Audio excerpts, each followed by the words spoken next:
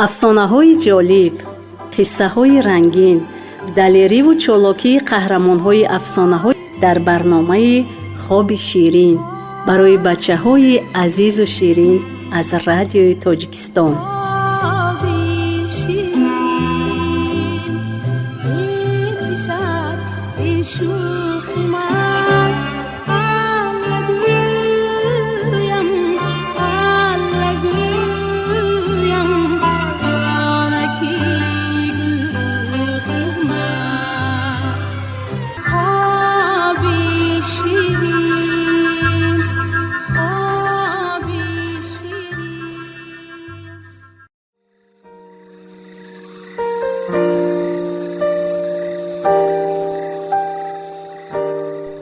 سلام شیرینکانی بیبی. انا وقتی افسانه خانی هم رسید. امشب من از کتاب افسانه های خلق تاجیک برایتون یک افسانه زیبای سبق را میخوانم. آماده اید؟ رفتیم. یک بای بود. هزار گوسفند داشت و لیکن دلش نمیشد که یک تاش را حتی کشته خورد. زنش روزی گفت: مگر هیچ پولی نداری اقلا کله و پاچه گوسفند بیاری که دلم گوشت گوسفند میخواهد؟ بای به بازار رفت.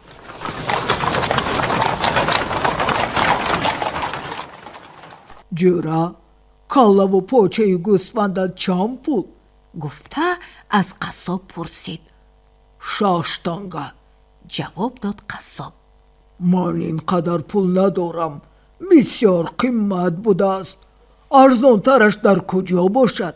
گفت بای. قصاب گفت: در بازار بلخ ارزان تر بودگیست. بای راهی دراز طی کرده به بازار بلخ رفته از یک قصاب پرسید: ای کله و پاچه گوسفندت چند پول؟ 4 تانگه. جواب داد قصاب. بسیار قیمت بوده است. در یگان جای ارزان ترش یافت نمی شود؟ پرسید بای. قصاب گفت: میگویند که در بازار سمرقند کله و پاچه ارزان.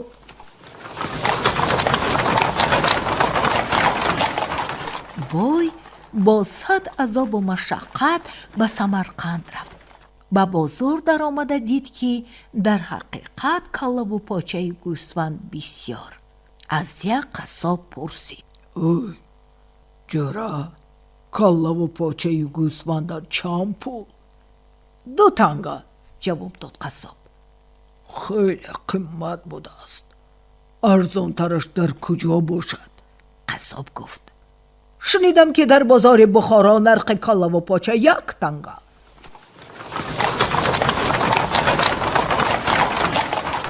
بای با عذاب و زحمت زیاد به بخارا آمد.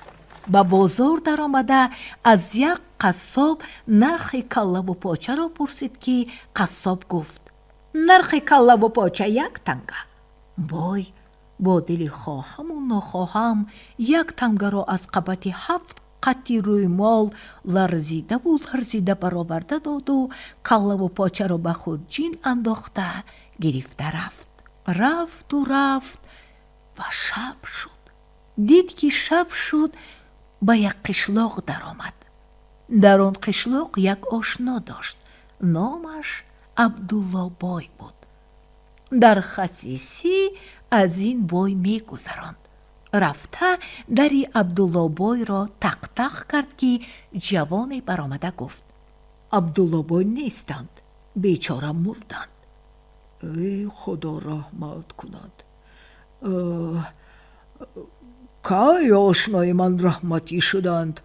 خیلی باشد یک بر روح و ارواح آن کس فاتحه خواندن ما ضرور. گفته بای به خانه آشنایش در آمد. بر ارواح آشنایش فاتحه کرد و به حضور نشسته گرفت. جوان نان و دسترخوان برآورد. زنی عبدالله بای خوراک پخت. وقتی که خوراک تیار شد زنی عبدالله بای از جوان پرسید: اول چوبکاری میکنیم یا خوراک میخوریم؟ اول چوبکاری میکنیم. گفت جوان. هر دویشان یک داگی کلتک را گرفته به سر تپچه رفته آن را 20 مراتبگی شیل تیاق زده برگشتند و بعد خوراک را کشیده آمدند. بوی باشد از این کاری آنها در تعجب مانده پرسید: این چی سیر است؟ من نفهمیدم.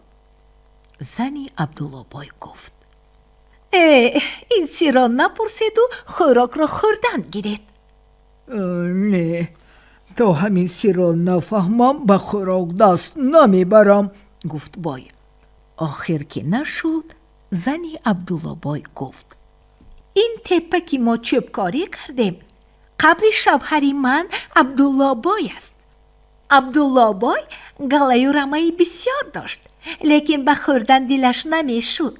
با یک بریده نان قاق و یک کاسه آب روز میگذرانید. این زندگی به دل من زده بود و قسم خورده بودم که هر وقت بای مرد به یک کسی دست گشاد به شوهر میبرایم و هر هفته یک تا گوسفند کشته خوراک های با مزه تیار کرده میخورم. انا بای مرد. من همین جوان را شوهر کردم.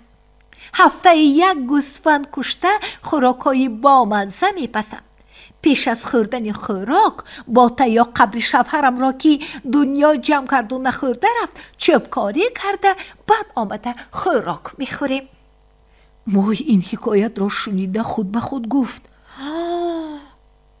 پگاه یا فردا من هم میمرم. مال و دولتم به زنم میماند. وای هم همین خیل میکند.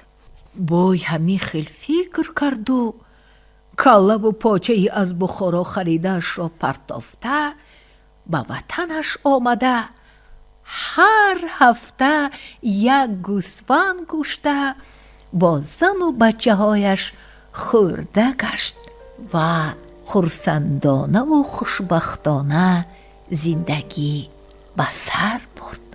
انا همین بود افسانه عجایب و غرایب سبق.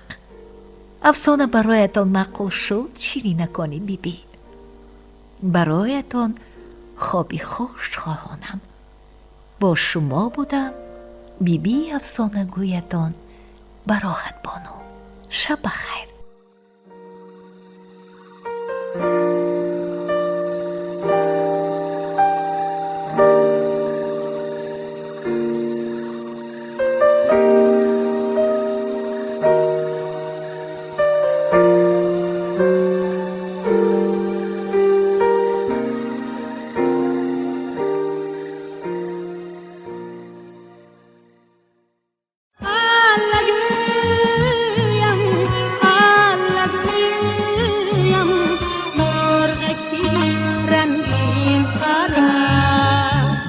افسانه‌های جالب، قصه‌های رنگین، دلیری و چالاکی قهرمان‌های افسانه‌های در برنامه خواب شیرین برای بچه‌های عزیز و شیرین از رادیوی تاجیکستان.